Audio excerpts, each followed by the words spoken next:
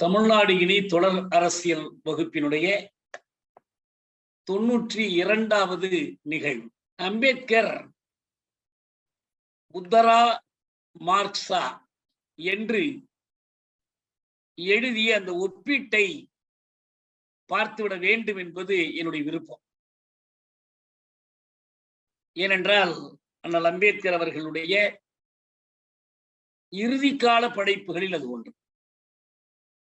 1956 ஒரு பௌத்தத்துக்கு மதமாற்றம் செய்து கொண்ட பிறகு டிசம்பரில் மறைவதற்கு முன்னதாக இந்த ரெண்டுக்கு இடைப்பட்ட காலத்தில் தான் இந்த கட்டுரை எழுதியிருக்கிறார். கட்டுரை என்பதை காட்டிலும் இது ஒரு உரை. அப்புறம் வேறு சில இடங்களிலும் இதை பற்றி எழுதியிருக்கிறார். அவர் காலத்தில் புத்தரும் தம்மமும் எப்படி அவர் காலத்தில் வெளிவரவில்லை, அவர் மறைந்த பிறகுதான் வெளிவந்தன. அதே போல இந்த புத்தரா மார்க்சா, புத்தார் மார்க்ஸ் என்ற இந்த நூலும் அவர் மறைந்த பிறகுதான் வெளிவந்தது. குறிப்பாக அவர்கள் அந்த ஒரு உரை ஒரு பௌத்த மாநாட்டில் 1956 நேபாளம் காத்மாண்டுவில் நடைபெற்ற உலக பௌத்த கல்வி மாநாடு, அவர்களுடைய 4வது மாநாடு. இந்த மாநாட்டு பேராளர்களுக்கு முன் டாக்டர் அம்பேத்கர் உரையாற்றினார். உரையினுடைய ஒரு கடைசி பகுதி, அதை முடிக்கிற பகுதியில் புத்தரையும் கார்ல் மார்க்ஸையும் ஒப்பிட்டு அவர் பேசினார். இது ரொம்ப காலம் கழித்து 1987 தான் பாபா சாஹேப் அம்பேத்கர் எழுத்துக்களும் உரைகளும் என்ற அந்த தொகுப்பில் மகாராஷ்டிரா அரசாங்கத்துடைய கல்வித்துறையினால் 3ஆம் பாகமாக முதலாக வெளியிடப்பட்டது. அதை அவர்கள் அணியப்படுத்துவதற்கு முன்னதாக 3 தனித்தனியான கை சுவடிகள், இந்த தலைப்பின் கீழ் எழுதப்பட்ட சுவடிகள், திருத்தங்கள், அவரே கைப்பட சில திருத்தங்கள் செய்திருந்தார்.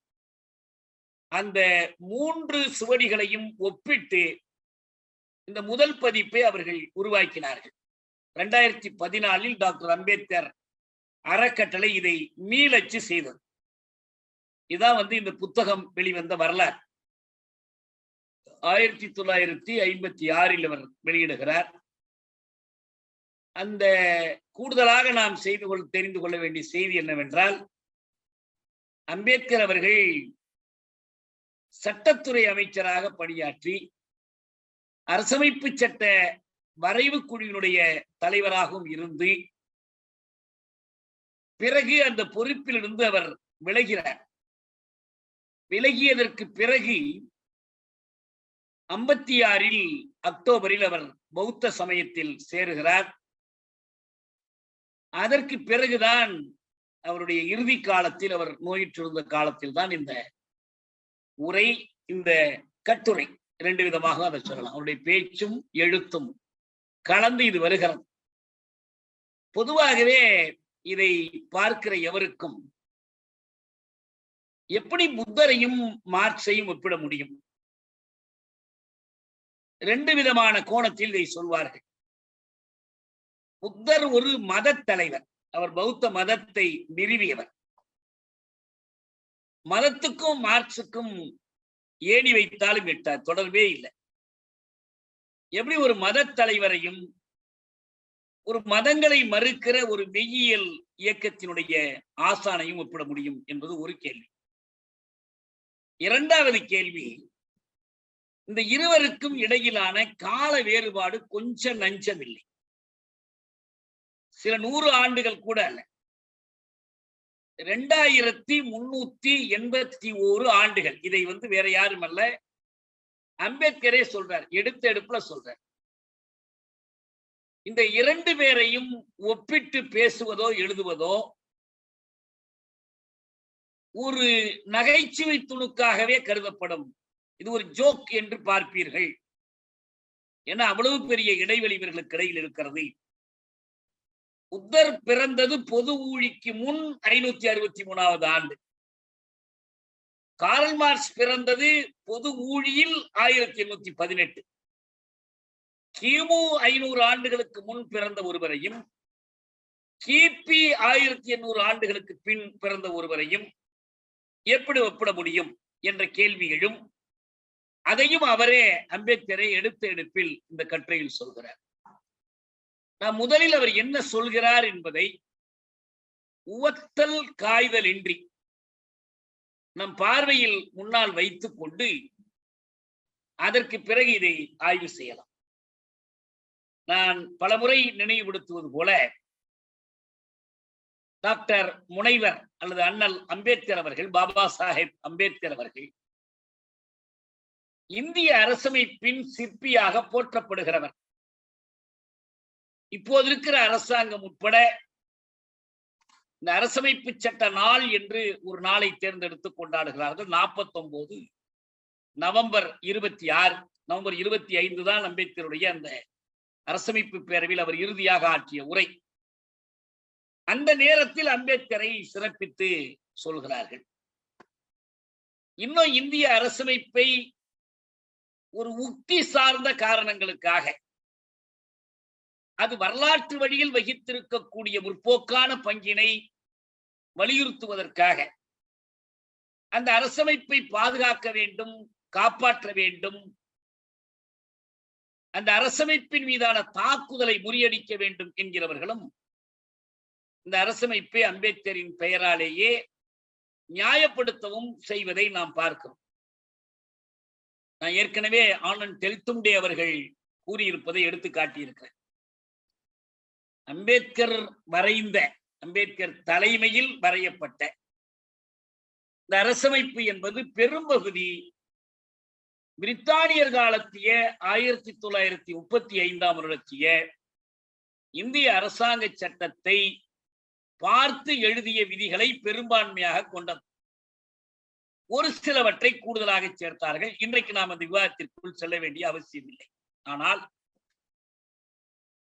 இந்த அரசமைப்பின் மீது நம்பிக்கை வையுங்கள் என்று அதன் மீது நம்பிக்கை வைத்தும் அதனுடைய விதிகளை நியாயப்படுத்தியும் அரசமைப்பு பேரவையில் இந்த அரசமைப்பினுடைய விதிகளுக்கு எதிராக முன்வைக்கப்பட்ட பாதுரைகள் ஒவ்வொன்றுக்கும் விடையிறுத்தும் வாதிட்டவர் அம்பேத்கர் தான். அதில் எந்த சந்தேகமும் இல்லை.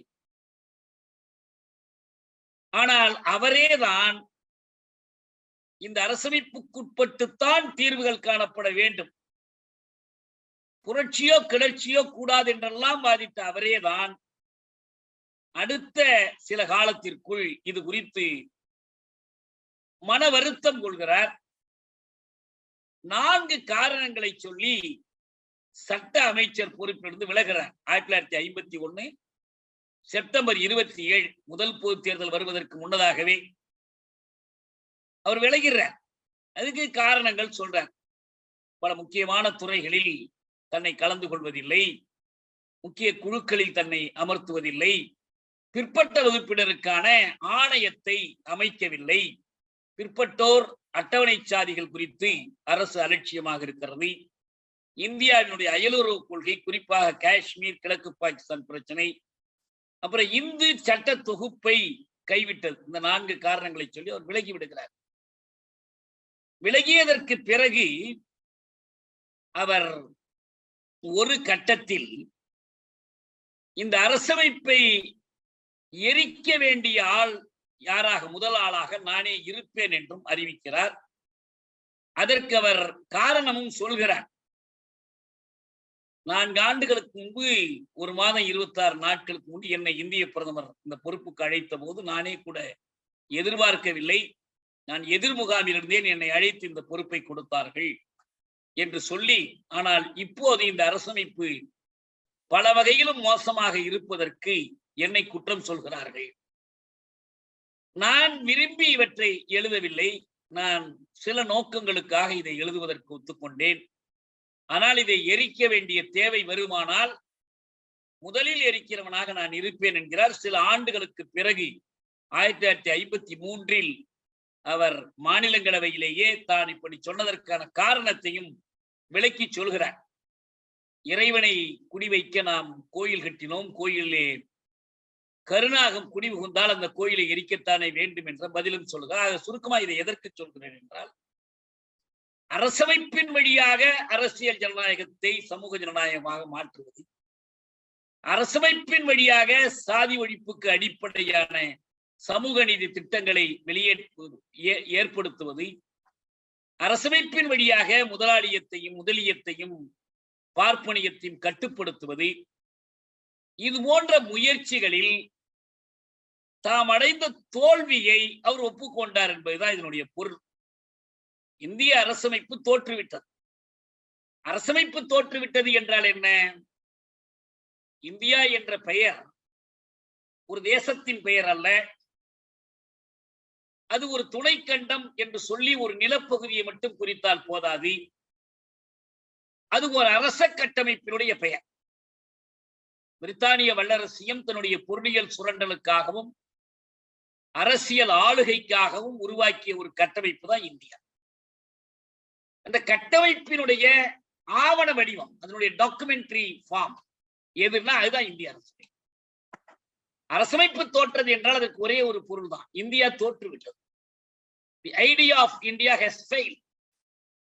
இந்த அரசமைப்பை எப்படியாவது பாதுகாக்கலாம், இந்த அரசமைப்புக்குள்ளேயே எங்கள் உரிமைகளை காத்துக் கொள்ளலாம், மீட்டுக் கொள்ளலாம் என்றெல்லாம் நம்ம பழனிவேல் தியாகராஜன் உட்பட பல பேரும் ஆசை நம்பிக்கைகளை வெளியிட்டுக் கொண்டிருக்கிறார்கள்.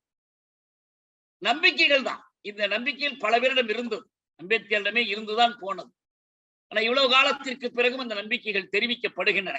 ஆனால் அம்பேத்கரை பொறுத்தவரை அதிலிருந்து முடித்துக் கொண்டு வந்து விட்டார். அதற்கு பிறகு அவருடைய வயது, அவர் செய்ய விரும்பிய பணிகள், இவற்றை வைத்து பார்க்கிற போது அரசியலில் அவர் எந்த பணியும் அதற்கு பிறகு செய்யவில்லை. அவர் செய்த முக்கியமான பணி இந்த மதமாற்றம் என்ற யோசனை. இந்த மதமாற்றத்திற்காக அவர் பல மதங்களை பற்றியும் ஆய்வு செய்தார். சீக்கிய மதத்தை பற்றி ஆய்ந்தார், கிறிஸ்துவ மதத்தை பற்றி ஆய்வு செய்தார், பௌத்தத்தை பற்றி, மன்னிக்கணும், இஸ்லாத்தை பற்றி எல்லாம் கூட ஆய்வு செய்தார். ஆனா கடைசியா அவர் ஒரு முடிவுக்கு வருகிறார், பௌத்தம் தான் ஏற்றது, மதம் என்ற ஒன்று இருக்க முடியுமானால் அது பௌத்தமாக இருக்கட்டும் என்றவர் முடிவு செய்கிறார். தன்னுடைய கருத்துக்களை இந்த புத்தரும் அவர் தம்மம் என்ற நூலில் விரிவாக ஆய்வு செய்து எழுதுகிறார். அந்த நூலை எழுதியதற்கு பிறகுதான் இந்த புத்தரா மார்க்சா என்ற இந்த சிறு நூலையும் அவர் உரையாகவும் எழுத்தாகவும் பதிவு செய்கிறார். இந்த புத்தரும் அவர் தம்மம் எழுதியது, பிறகு அவருடைய மதமாற்றத்திற்கு பிறகுதான் எழுதுகிறார். அதற்கு பிறகுதான் இந்த கட்டுரை வருகிறது. புத்தரை பற்றி, புத்தனுடைய கருத்துக்களை பற்றி யாருடனாவது ஒப்பிடுவதாக இருந்தால் அதற்கு ஒரே ஒருவர் தகுதியுடையவராக அவர் மார்க்ஸை தான் கருதி இருக்கிறார் என்று நாம் முதல்ல புரிந்து கொள்ளலாம். அதற்கு பிறகு 56 டிசம்பர் 6 அவர் மறைந்து விட்டார். 1935 அம்பேத்கர் சொன்னார், நான் இந்துவாக பிறந்தேன், இந்துவாக சாக மாட்டேன். இந்து மதம் ஒரு ஒடுக்குமுறை தன்மையுள்ள ஒரு மதம். சாதி ஒழிப்பு பற்றி அவர் எழுதிய விரிவான ஆய்வு கட்டுரையில் சாதியற்ற சமுதாயத்தை ஏற்படுத்துவதற்கு சாதி ஒழிப்புக்கான நெடுங்கால தீர்வு என்பது சாஸ்திரங்களின் புனிதத்தன்மையை மீது இருக்கிற நம்பிக்கை அழிப்பதுதான் என்று எடுத்து காட்டுவார். இந்து மத புராணங்கள் மற்றவற்றை எல்லாம் அவர் 1954 இந்து சமயத்தின் புதிர்கள் என்ற கட்டுரையில் விரிவாக எழுதுகிறார். இது எல்லாம் அந்த அவர் இறுதியாக எழுதுவதற்கான இந்த ஒரு பின்னணி. கம்யூனிசம் பற்றி, பொது உடைமை கொள்கையை பற்றி, அதாவது அவர் ஒரு இதிலே ஒரு தெளிவா வேறுபடுத்தி பார்க்கிறார். இந்தியாவில் பொதுமையர் இருக்கிறார்கள். அவரு வாழ்ந்த அந்த பம்பாயில், அவர் அரசியல் நடத்திய பம்பாயிலும் அவர்கள் இருந்தார்கள். அங்கு அவர் தொழிற்சங்கம் சார்ந்த ஒரு கட்சியை உருவாக்குகிறார், இண்டிபெண்டன்ட் லேபர் பார்ட்டி என்றெல்லாம்.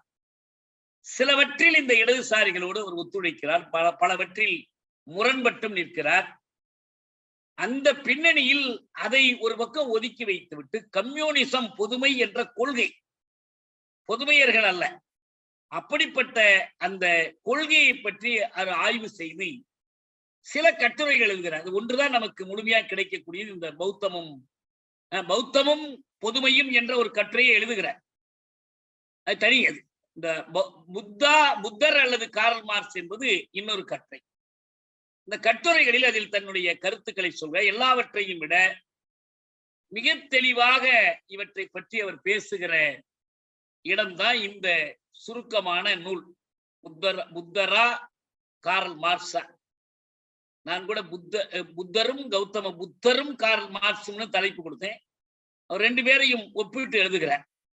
நான் முன்பே சொன்ன மாதிரி இவ்வளவு நீண்ட கால இடைவெளி உடைய, இவ்வளவு நீண்ட கருத்து இடைவெளி கொண்ட ரெண்டு பேரை எப்படி ஒப்பிட்டு புரிந்து கொள்ள முடியும் என்று நீங்கள் கேட்கலாம் என்று சொல்லிவிட்டு அடுத்து அவர் ஒன்றை சொல்கிறார். தொடக்கத்திலே சொல்கிறார், ஒரு மார்க்சிய புத்தரிடமிருந்து எதை கற்றுக்கொள்ள முடியும்? புத்தர் மார்க்சியர்களுக்கு எதை கற்றுக் கொடுக்க முடியும்?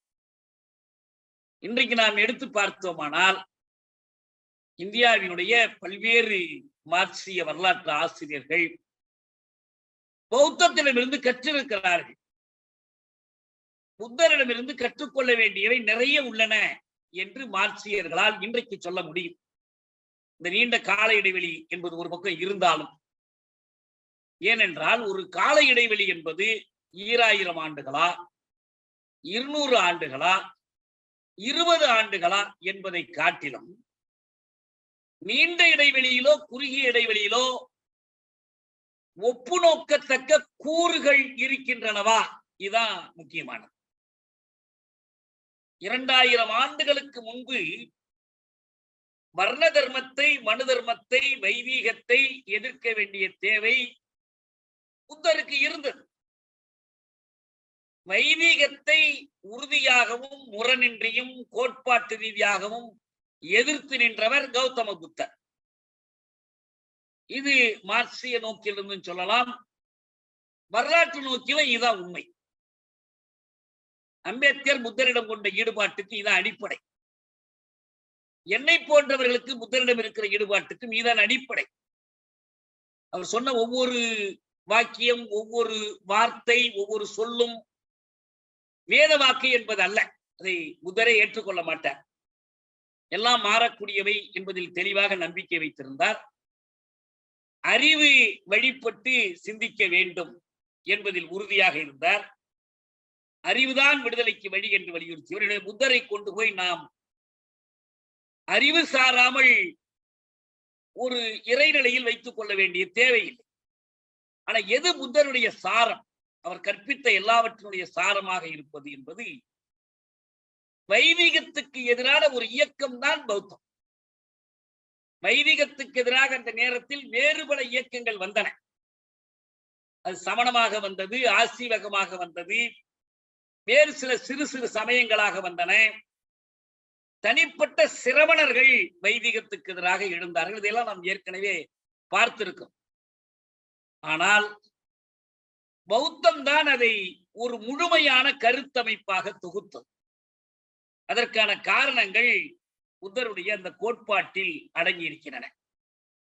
இந்த நூலில் ஒரு மிக முக்கியமான பயன் நமக்கு கிடைக்கிறது. புத்தர் எல்லாவற்றையும் பேசினார். எதையும் அவர் எழுதி அச்சு திருத்தி நூல் வடிவமாக்கி கொடுக்கவில்லை.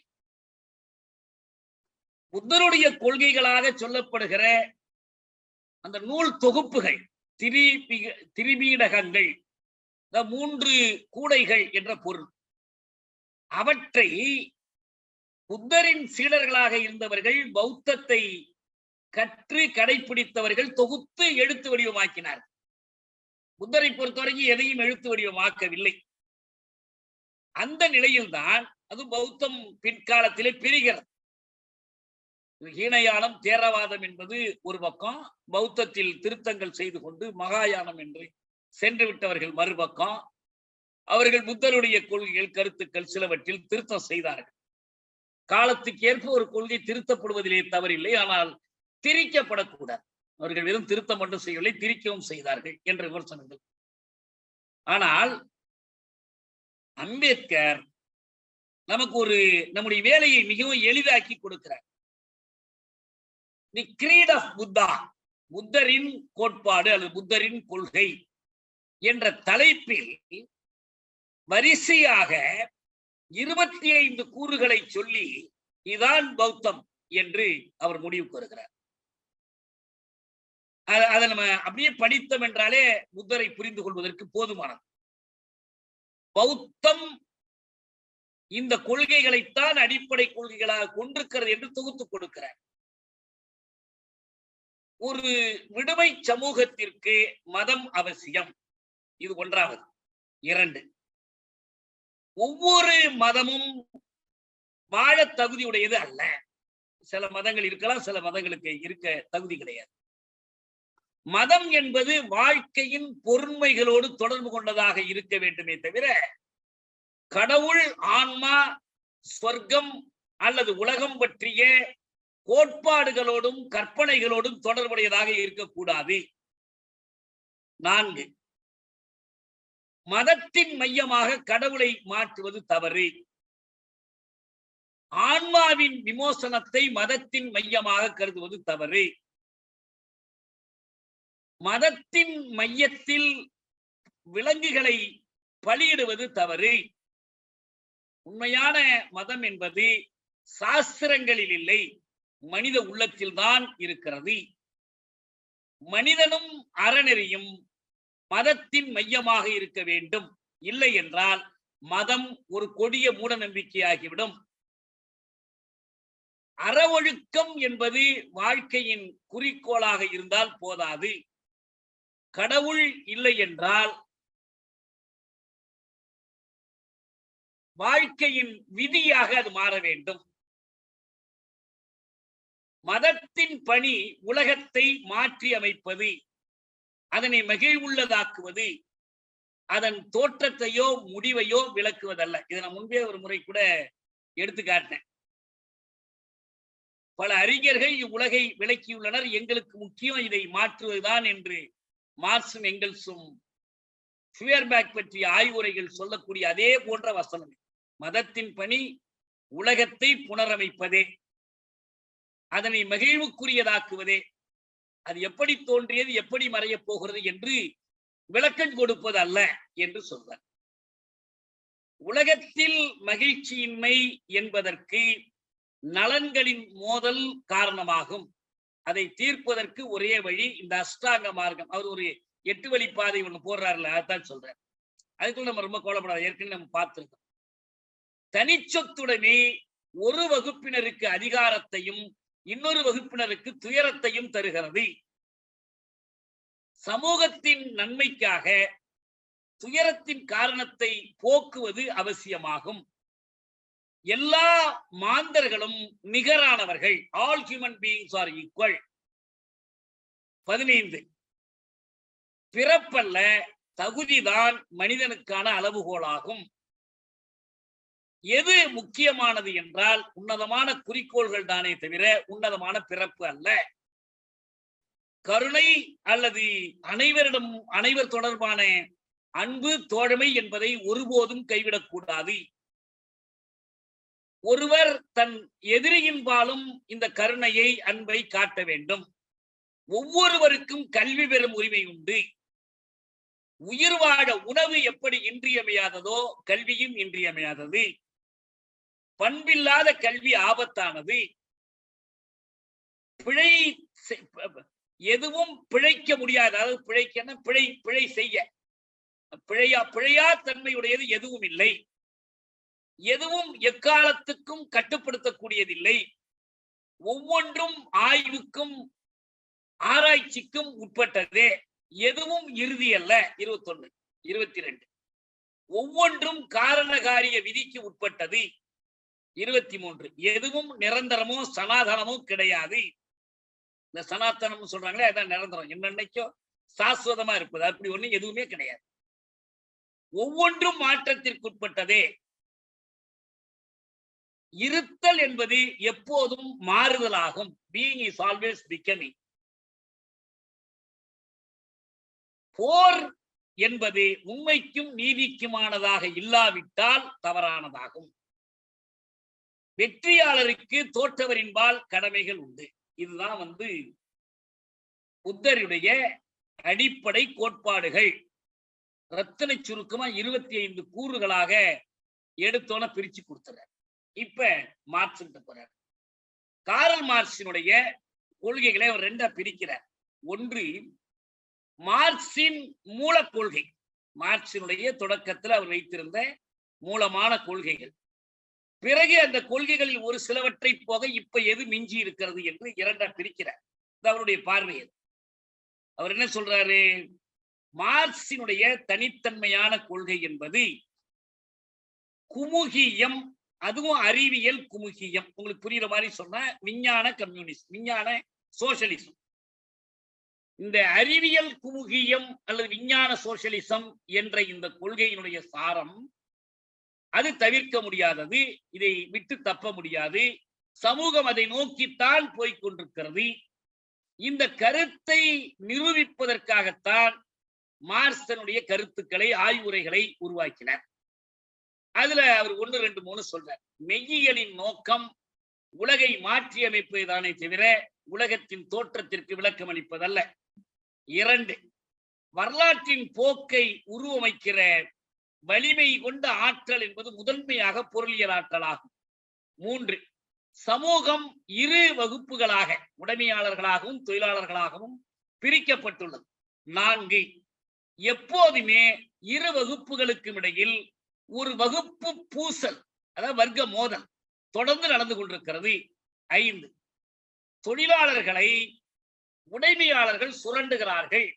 இந்த உடைமையாளர்கள் தொழிலாளர் உழைப்பினால் விளையும் மிகை மதிப்பை அபகரித்துக் கொள்கிறார்கள். 5, இந்த சுரண்டலுக்கு முடிவு கட்ட வேண்டுமானால் உற்பத்தி கருவிகள், அதாவது ஆக்க கருவிகள் அனைத்தையும் நாட்டுடைமையாக்க வேண்டும், அதாவது தனி சொத்தை ஒழிக்க வேண்டும். 7, இந்த சுரண்டல் தொழிலாளர்கள் மென்மேலும் வறுமைக்குள் தள்ளப்படுவதற்கு காரணமாக உள்ளது.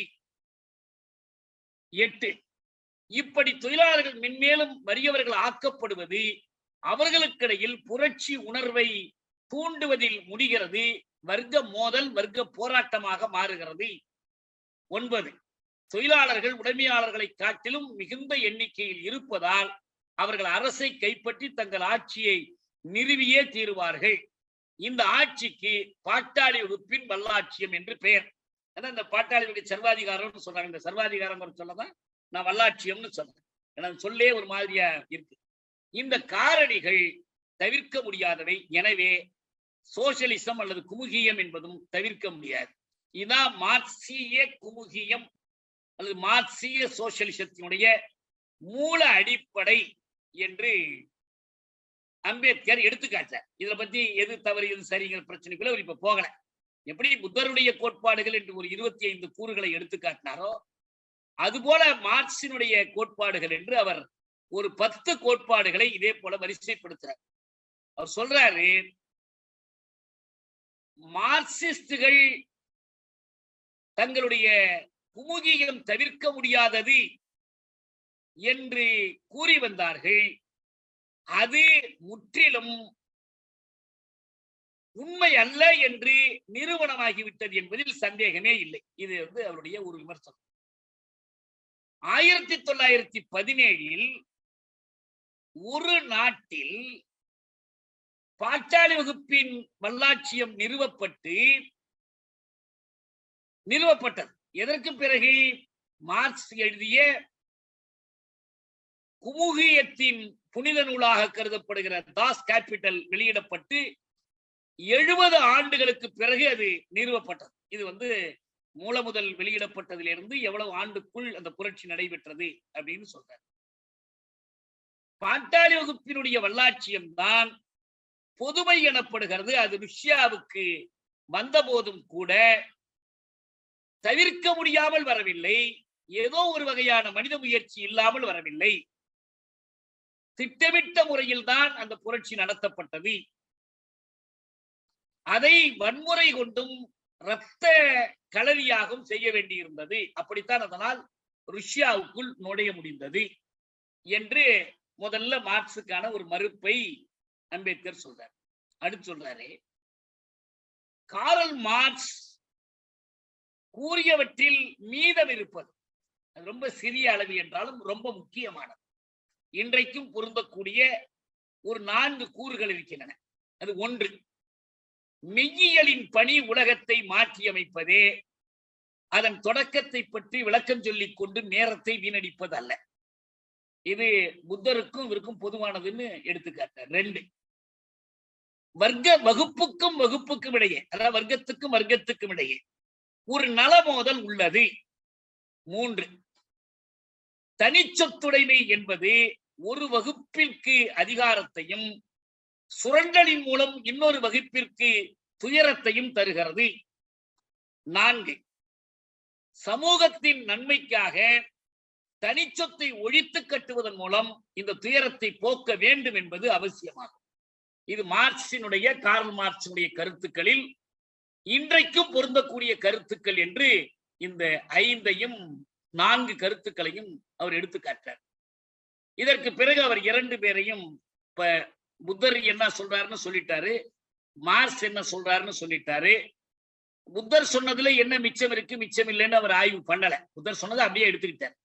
ஆனா மார்க்ஸ் சொன்னதை பொறுத்த வரைக்கும் அதுல ஒரு பகுதி உண்மையாகி இருக்கிறது, இன்னொரு பகுதி உண்மையாகவில்லை என்று பிரிச்சு காட்டி அதற்கு பிறகு 2 பேரையும் அவர் ஒப்பிட முற்படுகிறார்.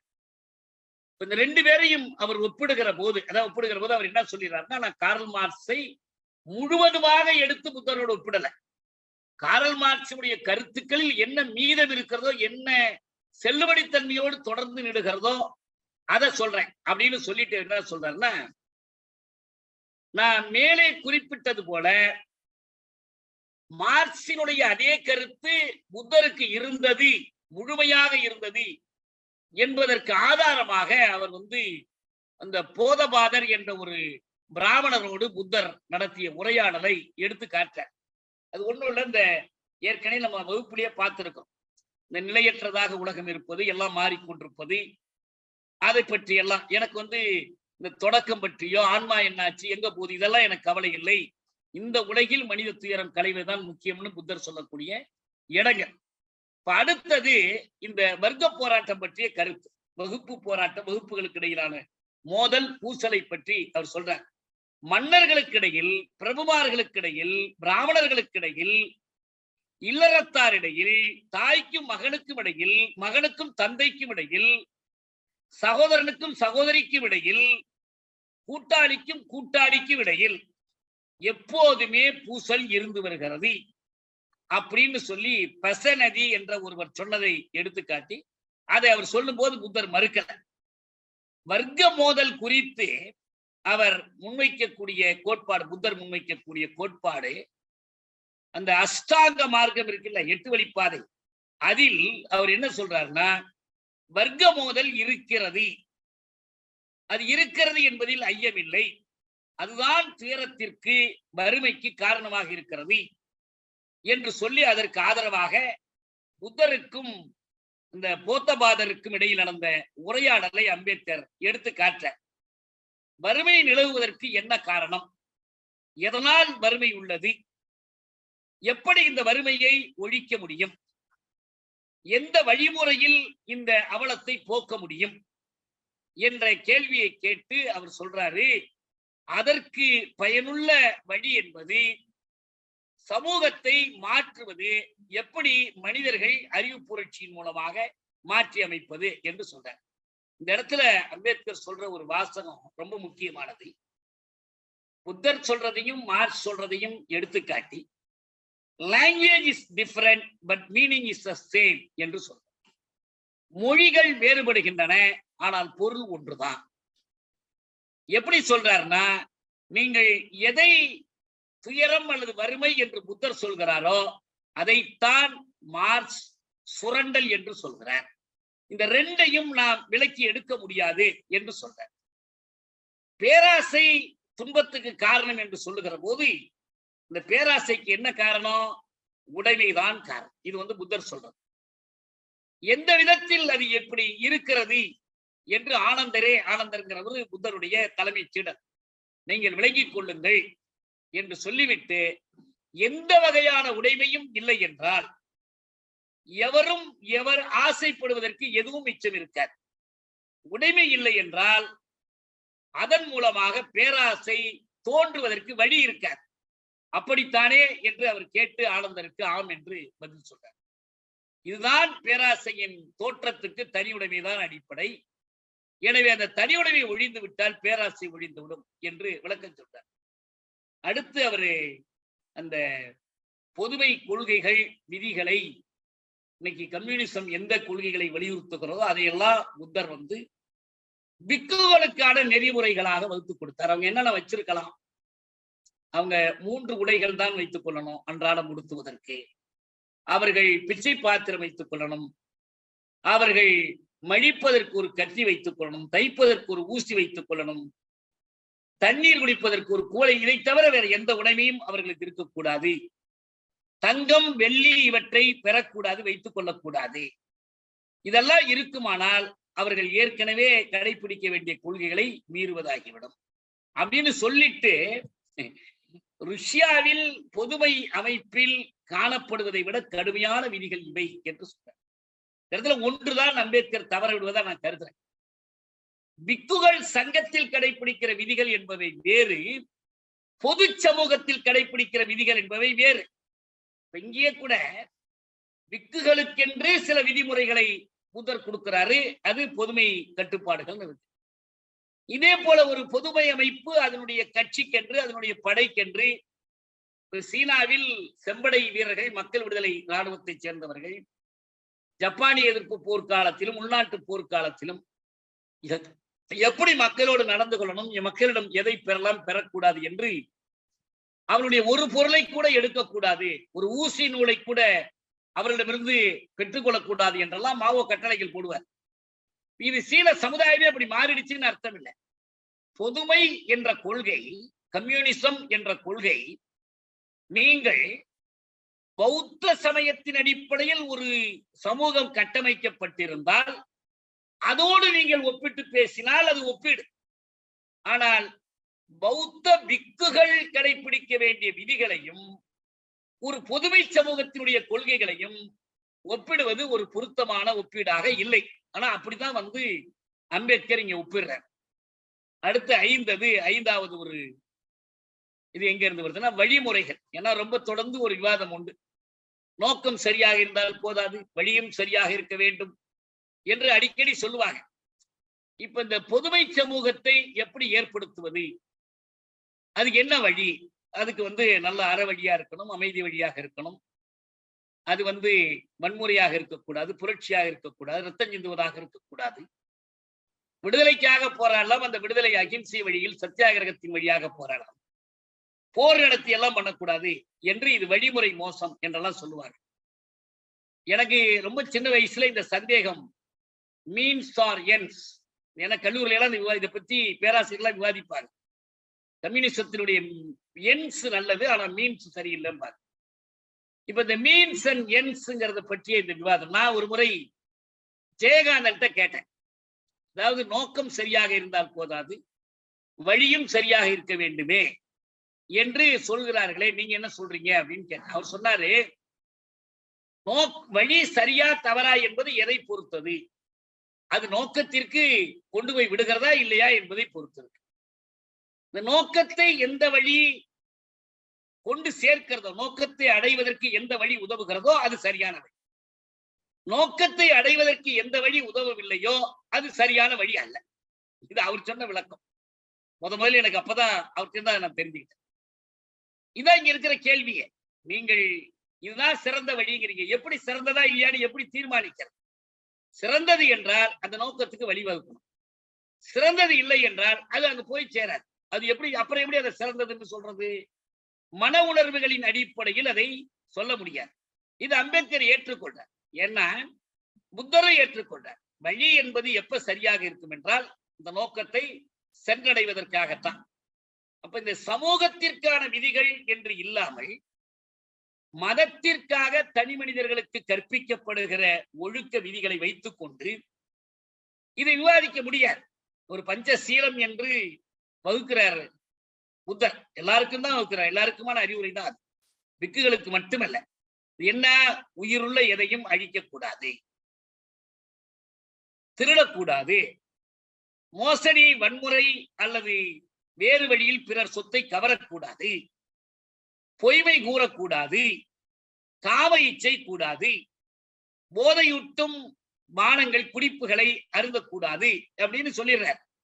இதுல ஒண்ணு யாருக்கும் ஒரு பிரச்சனையும் கிடையாது. யார் இதை போய் மறுக்க போறாங்க? இது அவர் சொல்லக்கூடிய வழிமுறைகள்ல சேருது. ஆனா இது எதை அடைவதற்கான வழிமுறைகள்? அவரவர் வாழ்ந்து கொண்டிருக்கலாம், இப்படியே நோக்கங்களை போய் அடைய முடியாது. அதே போல அந்த உன்னதமான 8 வழிப்பாதை என்று சொல்லி மூட நம்பிக்கையிலிருந்து விடுதலை, ஒரு அறிவு சார்ந்த உண்மையுள்ள சரியான நோக்கங்களை கடைபிடித்தல், அன்புடனும் திறந்த மனத்துடனும் உண்மையாகவும் பேசுதல், அமைதியாகவும் ஒழுக்கமாகவும் தூய்மையாகவும் நடந்து கொள்ளுதல், எந்த உயிர் பிராணிக்கும் காயம் சேதம் ஏற்படுத்தாமல் ஒரு வாழ்க்கை முறை, இப்படி எல்லாத்தையும் வரிசையா ஒவ்வொன்னா சொல்றார். சரியான சிந்தனை, சரியான மனம், சரியான முயற்சி என்று ஒரு 8 வகையா சொல்லியிருந்தார்.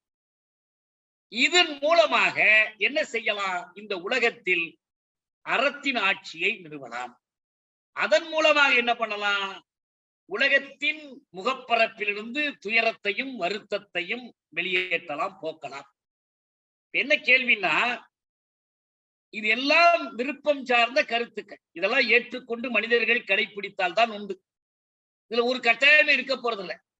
அப்படி கட்டாயம் இல்லாத ஒரு அரசாட்சியாக ஏதாவது ஒரு முன்னுதாரணத்தை காட்டி இது ஒரு முழுமையா நிறைவேறியது என்று சொல்ல முடியாது. முயற்சிகள் நடந்துள்ளன, அரசாட்சிகளில் முயற்சிகள் நடந்துள்ளன. ஆனா இவற்றை அறிவியல் சார்ந்து சிந்திக்கிற போது எந்த வகுப்பு மோதலையும் வகுப்பு பூசலையும் புத்தர் ஒத்துக்கொள்கிறாரோ, அம்பேத்கர் ஒத்துக்கொள்கிறாரோ, அந்த வகுப்பு பூசல் வகுப்பு மோதல் தீர்க்கப்படுகிற முறையில் தான் இதையெல்லாம் கடைபிடிக்க முடியும். உங்களுக்கு இந்த வகுப்பு பூசலில் ஒரு பக்கம் நியாயம் இருக்கு, இன்னொரு பக்கம் அநீதி இருக்கு. அந்த அநீதியை வெல்வதற்கு ஒரு போராட்டம் தேவை. அதனால வழிமுறைகளை பற்றி அளவுக்கு அதிகமாக நாம் கவனம் செலுத்த முடியாது. ஏன்னா இவர் என்ன சொல்லிடுறாருன்னா, சுருக்கமா சொல்றாரு, உலகத்தில் துயரத்தையும் வருத்தத்தையும் போக்குவதற்கு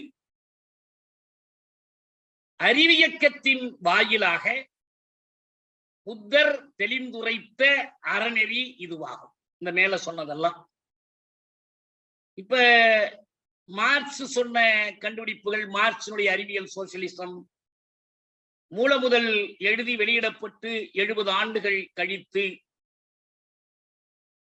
சோவியத் ஒன்றியத்தில் ருஷ்யாவில் எப்படி அது நடைமுறைக்கு வந்தது, அதில் என்ன குறைகள் என்று அம்பேத்கர் எடுத்துக்காட்டார். அதே போல நீங்கள் சரியான ஒப்பீடு என்றால், புத்தர் இந்த பஞ்சசீலத்தையும் எண்வழி தத்துவங்களை எல்லாத்தையும் அந்த முப்பீடகங்களையும் முன்வைத்து 2500 ஆண்டு என்னவாகி இருக்கிறது என்பதை எடுத்துக்காட்டால் ஒரு கோட்பாட்டின் வெற்றி தோல்வியை நடைமுறையோடு உரசி பார்ப்பதாக அது இருக்கும். ஆனால் அந்த மாதிரி அதுக்கு ஒரு காரணம் இருக்கு. ஏனென்றால் இதான் அடிப்படையிலேயே வருகிறது.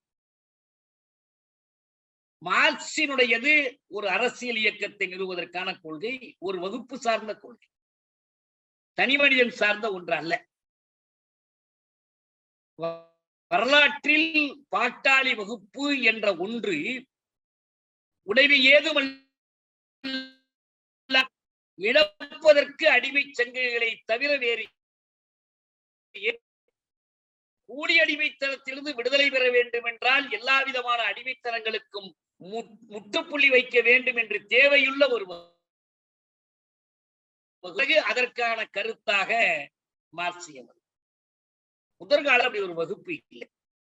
எனவே அவர் இதை தனிமனித ஒழுக்கங்கள், தனிமனித பார்வைகள் அதிகம் போனால் அரசர்களும் இதை கடைபிடித்து குடிமக்களும் இதை கடைபிடித்தால் இப்படி செய்யலாம் என்பதற்கான அறிவுரைகளாகத்தான் இருக்க முடியும். எனவே இதனோடு அப்படி நீங்கள் இரண்டிலும் சாரமாக இருப்பது எதுவோ அதை மட்டும்தான் ஒப்பிடும். அந்த சாரமாக இருப்பது என்ன? ஒரு முறை மார்க்ஸை பற்றி எங்கள் சொன்னார். மார்க்ஸ் ஒரு பெரிய பொருளியல் வல்லுனர், மார்க்ஸ் மெய்யியல் வல்லுனர், மார்க்ஸ் சட்ட அறிஞர், மார்க்ஸ் வரலாற்று அறிஞர் என்றெல்லாம் சொல்றாங்க. இந்த அந்த கஜ நியாயம்னு சொல்வாங்க. இந்த குருடர்கள் சேர்ந்து யானையை தடவி பார்த்து காதை தடவியவன் முரத்தை போன்ற யானைனும், காலை தடவியவன் தூணை போன்ற யானைனும், மாலை தடவியவன் துடைப்பம் போன்ற யானைன்னு சொன்னது போக, அதுபோல ஒவ்வொரு யார் யாருக்கு எந்த பகுதியோ அந்த பகுதியை வைத்துக் கொண்டு முழுமைப்படுத்த முடியாது என்பதை சொல்லிவிட்டு எங்கெல்ஸ் சொல்லி, above all Marx was a revolutionary. அனைத்துக்கும் மேலாக மார்க்ஸ் ஒரு புரட்சிக்காரர். இந்த புரட்சிக்காரராக இருப்பதனால் 2400 ஆண்டுகள் இடைவெளியில் மார்க்ஸையும் புத்தரையும், கௌதம புத்தரையும் இணைக்கக்கூடிய அந்த பொது இழை, அவர் ஒரு மதத்தை நிறுவியவர், மதத்தினுடைய தலைவர். ஆனா மதம் என்பதற்குரிய அந்த வரையறைகளுக்கு உட்படாத ஒரு மதமாக அது இருந்துச்சு. ஆனால் அது மதம் தான். ஏன்னா மதமாகத்தான் அன்னைக்கு நிறுவ முடியும். அவர் ஒரு அரசியல் கட்சியையோ அல்லது ஒரு அரசாங்கத்தையோ நிறுவக்கூடிய நிலையில இல்லை. மார்க்ஸை பொறுத்த வரைக்கும் அவர் ஒரு வகுப்பினுடைய முக்கியமாக ஒரு அரசியல் இயக்கத்தை நிறுவுவதற்கான கோட்பாட்டு படைக்கலன்களை தீட்டி கொடுத்தவர். இன்னைக்கு காலையில இந்த தலைப்பை பார்த்த உடனே அவர் தோழர் டாக்டர் மணிகண்டன் ஒரு கருத்து சொல்லியிருந்தார். என்னன்னா, ராஜராஜ சோழனின் போர்வாளும் பிரபாகரனின் AK-47 என்பது போல இருக்கிறது என்று இந்த தலைப்பை பற்றி சொல்லியிருந்தார்.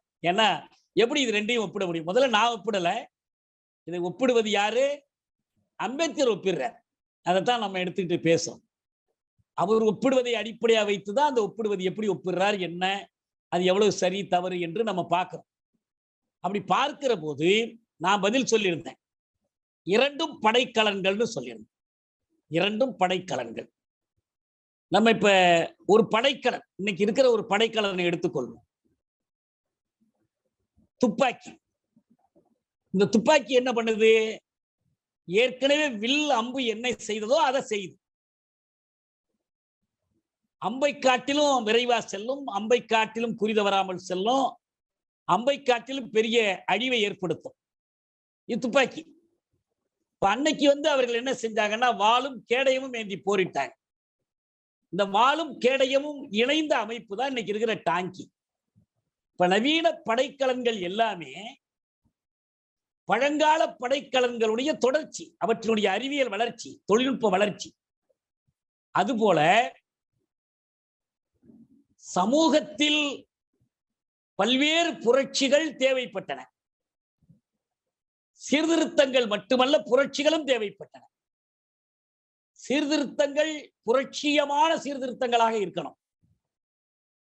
இந்த சீர்திருத்தங்கள் சமூகத்துறையில், அறிவியல் துறையில், கல்வித்துறையில், எல்லா துறைகளிலும் பொருளாதார புரட்சிகள், அரசியல் புரட்சிகள், கருத்து புரட்சிகள், சில கண்டுபிடிப்புகள் புரட்சிகளை ஏற்படுத்தினுச்சு. மருத்துவத்துல பென்சிலின் கண்டுபிடிக்கப்பட்டது ஒரு புரட்சி. இப்படி பல புரட்சிகள் நடந்திருக்கின்றன. இன்னொரு வேடிக்கை என்னன்னா, இந்த புரட்சி என்பதற்குரிய ஆங்கில சொல் இருக்கு இல்லையா, ரெவல்யூஷன். இந்த சொல்லே எங்கிருந்து கிடைத்ததுன்னா, அறிவியல் உலகத்திலிருந்து தான் கிடைச்சிச்சு. அது அரசியல்ல இருந்து வரல. ஏன்னா இந்த ரிவால்வ், ரெவல்யூஷனுடைய வினைச்சொல் ரிவால்வ், சுத்துறது, சுழல்றது, சுத்தி சுத்தி வர்றது. இந்த ரிவால்வ்ங்கிற அந்த சொல் இருக்கே, இந்த கோள்கள் எல்லாமே சுழன்று சுழன்று தம்மைத்தாம் சுற்றி கொண்டும் கதிரவனை சுற்றியும் வருகின்றன என்று முதல்ல ஒன்று கண்டுபிடித்த போது அது வானியல் துறையில ஒரு பெரிய அதிர்ச்சியை ஏற்படுத்தினுச்சு. அதுவரை எல்லாம் நம்பிக்கிட்டு இருந்தாங்க, எதுவுமே சுத்துது என்று நம்பல, எல்லாமே நிலையாக இருக்கிறது என்றுதான் நினைச்சாங்க. ஆனா இந்த ரிவால்வ்ஸ் என்பது ஒரு கருத்தா வந்த போது அந்த சுழற்சிக்கு பேரு ரெவல்யூஷன். இது அறிவுத்துறையில் ஏற்படுத்திய அடிப்படையான மாற்றத்தை வைத்து புரட்சிக்குரிய சொல்லாக மாறியது. அதிலிருந்துதான் அது அரசியலுக்கும் மற்ற துறைகளுக்கும் ரெவல்யூஷன் என்ற சொல்லே நமக்கு வந்து கிடைத்தது. அப்ப இந்த புரட்சி என்ற அந்த சிந்தனை கருத்து முறை, புத்தர் ஒரு கருத்தியல் புரட்சியாளர், சமயத்துறையில் சிந்தனை துறையில் ஒரு புரட்சியாளர், அதுவரை இருந்த நம்பிக்கைகள் அனைத்தையும் தகர்த்து எறிந்தவர், முற்றிலும் புதியதொரு நம்பிக்கையை உருவாக்கியவர். ஏன்னு சொன்னா, மதம் என்பதே மூட நம்பிக்கையிலிருந்து தொடங்கியது. அது மூட நம்பிக்கைகளை வளர்த்தது, மூட நம்பிக்கைகளுக்கு உருவம் கொடுத்தது, நிறுவன வடிவம் கொடுத்தது. எல்லாவற்றுக்கும் மாறாக புத்தர் நின்றார். அவர் மனிதனை முதன்மைப்படுத்தினார், உயிர்களை முதன்மைப்படுத்தினார். துயரம் இருக்கிறது, அந்த துயரத்தை போக்க வேண்டும், மனித முயற்சியால் போக்க வேண்டும் என்பதை முதன்மைப்படுத்தினார். அதனால்தான் வரலாற்றில் நாம் அறிந்த முதல் புரட்சியாளர்களில் புத்தரும் ஒருவர். மார்க்ஸை பொறுத்த வரைக்கும் அவர் எங்கள் சொன்னது போல அனைத்துக்கும் மேலாக ஒரு புரட்சியாளர். இது வேற துறை. அவர் புத்தர் ஒரு துறையில் புரட்சியாளர் என்றால், இவர் வேறொரு துறையில் புரட்சியாளர். ஆனா இந்த எல்லா துறைகளும் சமூகத்தில் ஒன்றோடொன்று தொடர்புடையவை. பொருளியல் துறைக்கும் மற்ற துறைகளுக்கும் இடையிலான இடை உறவை நிறுவியவர் கார்ல் மார்க்ஸ். மார்க்சும் எங்கெல்ஸும் தான். அந்த இட உறவை நிறுவிய போது அவர்கள் இந்த மதத்துக்கும் பொருளியல் அமைப்புக்கும் இருக்கிற தொடர்பையும் நிறுவினார்கள்.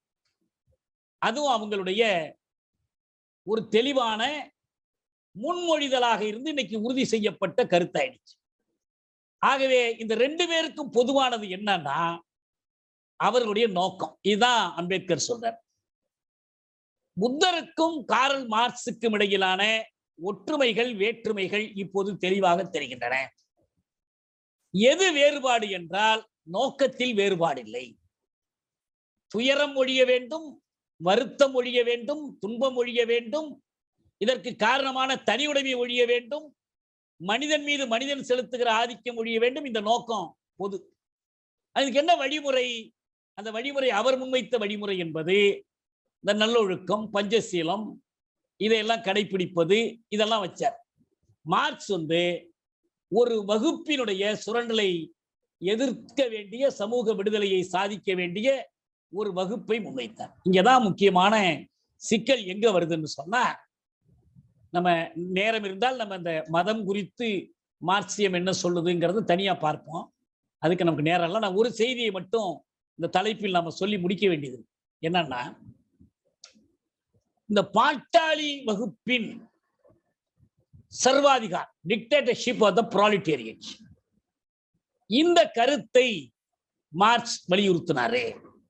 ஆனால் புத்தர் எந்த சர்வாதிகாரமும் எந்த வல்லாட்சியமும் கூடாதுங்கிற கருத்தை வலியுறுத்தினாரே என்ற ஒரு செய்தியை அம்பேத்கர் சொல்றார்.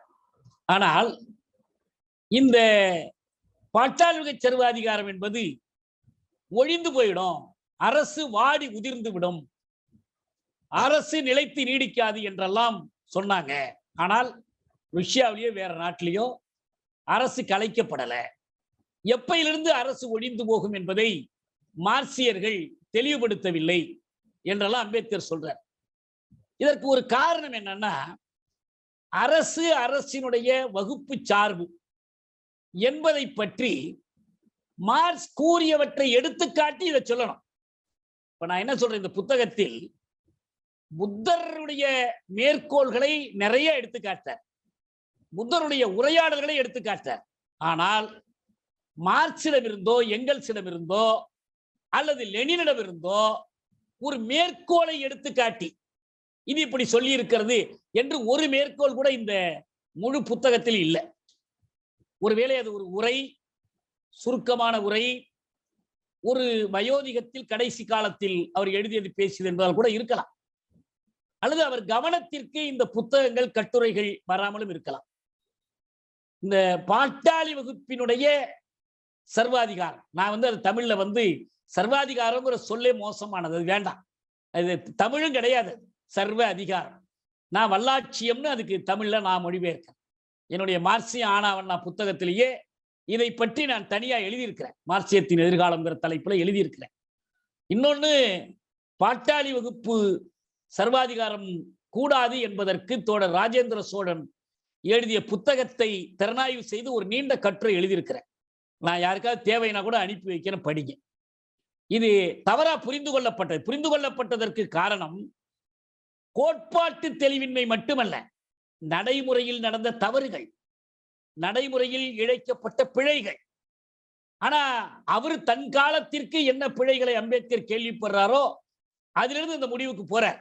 ஆனால் இந்த பாட்டாளி வகுப்பின் வல்லாட்சியம் என்ற கருத்தை முன்வைத்த மார்க்சும் எங்கெல்ஸும், குறிப்பா எங்கெல்ஸை பொறுத்த வரைக்கும் சோசியலிசம் அறிவியலும் கனவியமும் என்ற புத்தகம், சோசியலிசம் சயின்டிபிக் அண்ட் உட்டோப்பியன் என்ற புத்தகத்தில் இதை பற்றி விரிவா பேசியிருக்கிறார். அரசு வாடி உதிர்வதை பற்றி கூட பேசியிருக்கிறார். ஆனா ஒரு செய்தியை நான் இங்க என்ன சொல்ல விரும்புறேன்னா, அந்த கருத்தை மார்க்ஸ் முதலாக எப்படி வைத்தார்னு சொல்லுவோம்.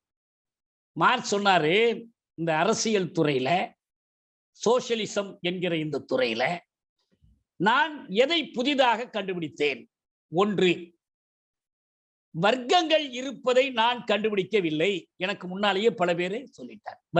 வகுப்புகள் இருக்கு, சமூக வகுப்புகள், தொழிலாளர், முதலாளர், நிலக்கிழார், இப்படியெல்லாம் வகுப்புகள் இருக்கு. இது இன்னும் நான் ஒன்றும் புதுசா கண்டுபிடிக்கல. 2, இந்த வகுப்புகளுக்கிடையில் ஒரு போராட்டம் நடைபெறுகிறது என்பதையும் நான் கண்டுபிடிக்கல. வர்க்கங்களையும் நான் கண்டுபிடிக்கல, வர்க்க போராட்டத்தையும் நான் கண்டுபிடிக்கல. 3வது, இந்த வர்க்க போராட்டம் தவிர்க்க இயலாதவாறு ஒரு பொது உடைமை அமைப்புக்கு, ஒரு பொதுமை அமைப்புக்கு இட்டு செல்கிறது என்பதை நான் கண்டுபிடிச்சேன். 4வதாக, அந்த பொதுமை அமைப்புக்கு நோக்கி செல்லுகிற இடைக்காலத்தில், அதுதான் குமுகியம், சோசியலிசம், கம்யூனிசத்தை நோக்கி செல்கிற அந்த காலத்தில் பாட்டாளி வகுப்பினுடைய ஆட்சி தேவைப்படும். இதான் நான் கண்டுபிடிச்சேன்னு சொல்றேன். இந்த அடிப்படையில் தான் நாம் சொல்றோம். ஒரு செய்தி நம்ம புரிஞ்சுக்கணும். அரசு என்ற ஒன்று இருந்தாலே, அது முடியாட்சியா இருந்தாலும், குடியாட்சியா இருந்தாலும், எந்த கட்சி ஆட்சியா இருந்தாலும், எந்த சமூக அமைப்பில் என்றாலும், அரசு என்றாலே அது வல்லாட்சியம் தான். ஏன் உலகில் எந்த அரசு, போலீஸ் இல்லாத அரசு இருக்கா? சிறை இல்லாத அரசு இருக்கா? நீதிமன்றம் இல்லாத அரசு இருக்கா? நீங்க நாடாளுமன்றம் இல்லாத அரசு இருக்கு, சட்டமன்றம் இல்லாத அரசு இருக்கு. ஆனா எது இல்லாத அரசு இல்லைன்னா, வலுப்பயன்பாட்டை கருவியாக கொண்ட போர்ஸ், யூஸ் ஆஃப் போர்ஸ். இது இல்லைன்னா வரி வசூலிக்க முடியாது, இது இல்லைன்னா குற்றத்தை தடுக்க முடியாது, இது இல்லைன்னா சமூகத்தை ஒழுங்குபடுத்த முடியாது. எனவே இதுக்கு என்ன தேவை? ஒரு ஆயுத படை தேவை. இது இல்லாத அரசு அரசே அல்ல. அப்ப இப்படி ஒரு அரசு, இது ஒரு வகுப்புக்கு குடியாட்சியத்தையும் இன்னொரு வகுப்புக்கு வல்லாட்சியமாகவும் அமைகிறது. நம்ம சமூகத்தில் பார்க்கிறோம், முதலாளர்களுக்கு அது குடியாட்சியம், தொழிலாளர்களுக்கு அது வல்லாட்சியம். ஒவ்வொரு முதலாளித்துவ நாட்டிலையும் அதான், அது எவ்வளவு பெரிய குடியரசா இருந்தாலும் சரி. அப்ப இதற்கு மாறாக தொழிலாளர் வகுப்பினுடைய வல்லாட்சியம் என்பதும் எப்படி இருக்கும்? தொழிலாளர் வகுப்புக்கு குடியாட்சியம், சுரண்டுகிறவர்களுக்கு வல்லாட்சியமாக இருக்கும். வடிவங்கள்ல இது எப்படி வேணாலும் மாறுபடலாம். அதுக்குள்ள நம்ம இப்ப விரிவா போகல. எனவே பாட்டாளி வகுப்பின் வல்லாட்சியம் என்று சொன்னால், ஏதோ ஜனநாயக உரிமைகள் எல்லாம் மறுக்கப்பட்டு, மக்கள் எல்லாம் அடிமைகளா நடத்தப்பட்டு, ஒரு தலைவரோ ஒரு கட்சியோ உத்தரவிட்டு எல்லாம் நடைபெறுவதாக பொருள் இல்லை. ஆனா இப்படி ஒரு பொருள் கொள்ளப்பட்டதற்கு காரணம் நடைமுறை. பாட்டாளி வகுப்பின் வல்லாட்சியத்தை ஒரு கட்சி வல்லாட்சியமாக மாற்றி நடைமுறைப்படுத்தியதனுடைய ஒரு விளைவுதான் அம்பேத்கருடைய இந்த திறனாய்வுக்கு காரணமா இருக்கு. அதுக்கு அவரே பொறுப்பு கிடையாது. ஆனால் அவர் ஒரு கொள்கைகளை திறனாய்வு செய்கிற போது இதை ஆராயணும். அரசு வாடி உதிர்ந்து போகும்னு சொன்னால், அரசு ஒரு அடக்குமுறை கருவியாக இல்லாமல் போய்விடும். ஒடுக்குவதற்கும் அடக்குவதற்கும் யாருமே சமூகத்தில் இல்லை. சுரண்டல் ஒழிந்து விட்டது. ஒருவர் உழைப்பதும் இன்னொரு உழைப்பை சுரண்டுவதும் என்ற நிலைமை மறந்து விட்டது. சுரண்டல்காரர்கள் மீண்டும் அதிகாரத்தை கைப்பற்றுகிற வாய்ப்பு அடியோடு மறைந்து விட்டது. வன்முறை தேவையில்லை என்ற ஒரு கட்டத்தை சமூகம் அடைந்து விட்டது என்றால் அரசு என்னவாகும்? இது பிரின்சிபல்ஸ் ஆஃப் கம்யூனிசம் என்று 1847 பொதுமை கட்சி அறிக்கை வருவதற்கு முன்பே எங்கெல்ஸ் புத்தகம் எழுதிட்டார். அதையே இதை பத்தி பேசி இருக்கிறார். அப்ப இந்த பார்வை தொடக்கத்திலேருந்து அவங்களுக்கு இருக்கு. இந்த கனவியம் சோசியலிசத்தினுடைய அறிவியலும் கனிவியம் புத்தகத்திலையும் இந்த அரசு மறைந்து போகும், டை டவுன் என்று சொல்றார். அதனுடைய அடக்குமுறைத்தன்மை போயிடுச்சுன்னா அப்ப அரசா இருக்காது. அது ஒரு நிர்வாகத்தை ஒழுங்குபடுத்துகிற ஒரு அமைப்பா இருக்கலாம். எவ்வளவு காலம் தேவைப்படுகிறதோ அது வரைக்கும் இருக்கலாம். ஒரு நாள் குறித்து அரசை கலைப்பது இல்லை, ஒரு நாள் குறித்து அரசை விலகச் சொல்வது இல்லை. இதற்கிடையில அவர்கள் அனைத்து மக்களுக்குமான அரசாக மாற்றணும், சமூகம் முழுவதற்குமான பொது வேலைகளை செய்யணும். அதற்கெல்லாம் நடக்கும் போதே வெளியிலிருந்து வருகிற ஆபத்து இருக்கும், உள்ளிருந்து வருகிற சதி செயல்கள் இருக்கும். இதற்கு எதிராக ஒரு அரசாக செயல்பட வேண்டியது. இது பல வகையிலும் தெளிவுபடுத்தப்பட்ட ஒன்று. அதே போல இந்த மதம் என்ற கருத்தை குறித்தும் மார்க்ஸ் என்ன சொன்னார் என்பது சரிவர புரிந்து கொள்ளப்படாததால் அவங்க என்ன பண்றாங்கன்னா, அம்பேத்கர் என்ன சொல்றாருன்னா, மதம் மனிதனுக்கு கட்டாயம் இருக்கணும், ஆனா மார்க்ஸ் மதத்தை ஒழிக்க விரும்பினார் என்று சொல்றார். அப்பெல்லாம் மார்க்ஸ் மதத்தை ஒழிக்க விரும்பல. அவருடைய மதம் பற்றிய பார்வையில சிலவற்றை மட்டும் நான் ரொம்ப சுருக்கமா சொல்றேன், பின்னால வேணா நம்ம விரிவா சொல்லலாம். ஒன்று, மதத்திற்கும் பொருளுற்பத்தி பொருளாக்க அமைப்புக்கும் இருக்கிற தொடர்பை மார்க்ஸ் எடுத்து காட்டினார். மதம் பகுத்தறிவுக்கு ஒவ்வாதது, வழிபாட்டை சார்ந்திருப்பது, மயக்கங்களை சார்ந்திருப்பது, பொய்த்தோற்றங்களை சார்ந்திருப்பது. இப்ப புத்தருடைய மதத்தை பற்றி, பௌத்தத்தை பற்றி அவருக்கு எதுவும் தெரிந்ததா? எதுவும் தெரிஞ்சிருக்காது, நமக்கு தெரியாது. இந்த மதம் என்ற சொல்லுக்குள் அடங்காத ஒரு மதம் அது. அதை ஒரு மார்க்கம், ஒரு வழிமுறையாக இருக்கலாம். ஆனால் என்ன ஆயிடுது, அது ஒரு மதமாகும் போது காலப்போக்கில் அது சீரழிந்து அதன் நோக்கங்களுக்கு நேர்மாறாக மாறிடுது. கருணையும் அன்பும் மதத்தின் அடிப்படையினர். இப்ப இலங்கையில பௌத்த மதத்துக்கு அதுதான் அடிப்படையா இருக்கா? ரோஹிங்கியாக்களுக்கு எதிராக மியான்மர்ல அதுதான் அடிப்படையா இருக்கா? அப்படிலாம் ஒண்ணும் கிடையாது. அது மாறி போயிடுது. ஆனா மதம் என்பது அவர் பௌத்தம் என்ன நோக்கங்களை சொன்னதோ அதை மட்டும் எடுத்துக்கொண்டால் அப்படி போயிடலாம். அதே போல அறிவை மறுப்பது, அடிமைத்தனத்தை ஊக்குவிப்பது எல்லாமே ஒரு ஒடுக்குண்ட அமைப்புக்கு பயன்படுகிறது. மார்ட்டின் லூதர் தான் புரொட்டஸ்டன்ட் மதத்தை நிறுவியவர். அவர் போப்பாண்டவரையும் மதக்குருமார்களையும் எதிர்த்து தான் அந்த அமைப்பை நிறுவனர். தலைப்பே புரொட்டஸ்டன்ட் என்றதே எதிர்ப்பு சமயம் தான். ஆனால் அதே மார்ட்டின் லூதர் இதையெல்லாம் சொல்லிக்கொண்டே யாரோடு இருந்தார் என்றால், ஆட்சியாளர்களோடு, உழவர்களை சுரண்டக்கூடிய நிலக்கிழார்களோடு பக்கம் நின்றார் என்று அவர் எடுத்துக்காட்டார். பொருளியல் அமைப்புக்கும் மதத்துக்குமான தொடர்பை சொல்றார். ஆனா மக்களுக்கு மதம் எப்படி இருக்கிறது என்று சொல்லும் போது அந்த மேற்கோள் முழுமையா காட்டப்படும். எல்லோரும் மதம் மக்களுக்கு அப்படின்னு என்று சொன்னதை மட்டும்தான் சொல்றாங்க. அப்படி இல்லை. அவர் என்ன சொல்றாருன்னா, மத துயரம் என்பது ஒரே நேரத்தில் உண்மையான துயரமும் உண்மையான துயரத்துக்கு எதிரான மறுப்பும் ஆகும். உண்மையான துயரத்துக்கு எதிரான ஒரு எதிர்ப்பு எதன் வழியா வெளிப்படுதுன்னா அதே மதத்தின் வழியாக வெளிப்படுது. Religion is a sigh of the oppressed creature. ஒடுக்குண்ட உயிரின் பெருமூச்சு மதம்.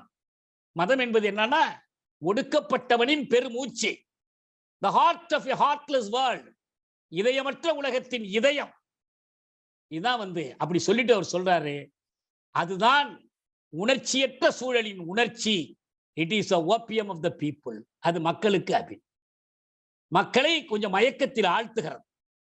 மதத்தை ஒழித்து விட முடியாது. ஏன்னா மக்களுடைய இந்த மகிழ்ச்சி என்ற மயக்கமும் எப்ப ஒழியும்னா உண்மையான மகிழ்ச்சி வரும்போதுதான் ஒழியும். துயரத்திற்கு காரணமாக இருக்கிறது என்று புத்தரும் மார்க்சும் ஒத்துக்கொள்ளுகிற அந்த சுரண்டல், வர்க்க மோதல் அது ஒழிகிற போதுதான் இந்த மதத்தை ஒழிக்கக்கூடிய தானா ஒழிந்து போகிற அந்த சூழல் வரும். எனவே உண்மை இருக்கும் போதே நிழலை மட்டும் ஒழிக்க முடியாது. நிஜம் இருக்கிற போதே நிழலை ஒழிக்க முடியாது. உருவம் இருக்கிற போதே கண்ணாடியில் தெரிகிற பிம்பத்தை ஒழிக்க முடியாது. மதம் என்ன பண்ணுது? அது நிஜ உலகின் மறிவினை என்று மார்க்ஸ் சொன்னார். மெய்யுலகம் அதில் பிரதிபலிக்கிறது. கண்ணாடியில் தெரிகிற மாதிரி அதனுடைய பிம்பம் தெரியுது. ஆனா ஒன்னே ஒண்ணு, அது தலைகீழ நிக்குது. மனுஷன் நேரா நின்னா கண்ணாடியில் அது எப்படி தெரியுது? தலைகீழ நிக்குது. இங்க நேரா நிக்கிறவ இருக்கிற வரைக்கும் தலைகீழ் தான் நின்றுகிட்டு இருக்கும். இதைத்தான் மார்க்ஸ் சொன்னாரு. அதனால வேண்டி மதத்தை மார்க்சியம் ஒழிக்க விரும்புகிறது என்ற அம்பேத்கரின் விமர்சனம் ஏற்புடைத்து அல்ல.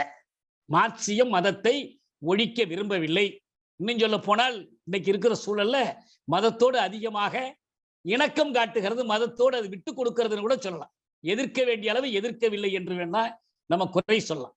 ஆக இது போன்ற பல செய்திகளையும் நாம் இந்த ஒப்பீட்டின் வாயிலாக அறிகிறோம். இறுதியாக சுருக்கமாக சொன்னால், புத்தர் என்கிற ஒரு கருத்து புரட்சியாளர், சமூக புரட்சியாளர் 2500 ஆண்டுகளுக்கு முந்தையவர் நம் காலத்தில் அல்லது இந்த நவீன புதும காலத்தில், நம் காலம்னு சொல்றதை விட ஒரு புரட்சிகர இயக்கத்தின் புரட்சிகர சிந்தனையின் நிறுவியவர் கார்ல் மார்க்ஸ். இதுதான் சாரமா அவருடைய நூல்ல இருந்து கிடைக்குது. இந்த விமர்சனங்களில் எத்தனை பிழைகள் இருந்தாலும் கூட கிடைக்கிறது. 2 பேரை பற்றியும் நாம் கூடுதலாக தெரிந்து கொள்வதற்கு இந்த ஒப்பீடு பயன்படுகிறது என்று நான் உறுதியா நம்புறேன்.